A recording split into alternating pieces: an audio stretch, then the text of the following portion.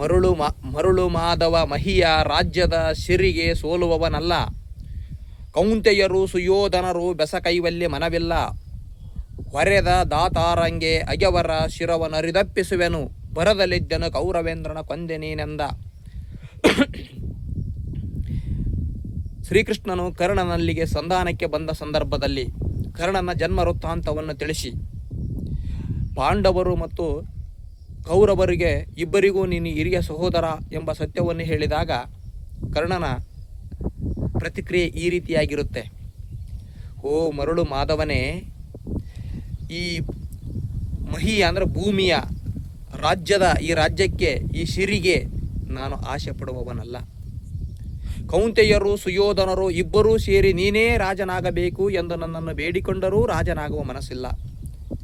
ನನ್ನನ್ನು ಪಾಲನೆ ಮಾಡಿ ಪೋಷಣೆ ಮಾಡಿದ ದುರ್ಯೋಧನನಿಗೋಸ್ಕರವಾಗಿ ದುಡಿಯುವುದೇ ನನ್ನ ಪರಮ ಧ್ಯೇಯ.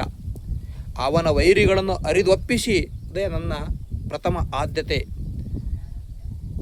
ನೀನೇನೇ ಪಾಂಡವರು ನನ್ನ ಸಹೋದರರು ಎಂಬಿತ್ಯಾದಿ ಸತ್ಯವನ್ನು ಹೇಳಿ ನನ್ನ ಮನಸ್ಸನ್ನು ಜರ್ಜರಿತಗೊಳಿಸಿದೆ. ಆದರೆ ನಾನು ಪಾಂಡವರೆಡೆಗೆ ಬಾರೆನು.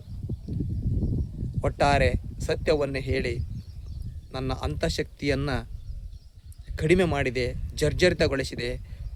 ದುರ್ಯೋಧನನನ್ನು ನಿಜವಾಗಲೂ ನೀನು ಕೊಂದೆ ಎಂಬ ಉತ್ತರವನ್ನು ಕೊಡುತ್ತಾನೆ.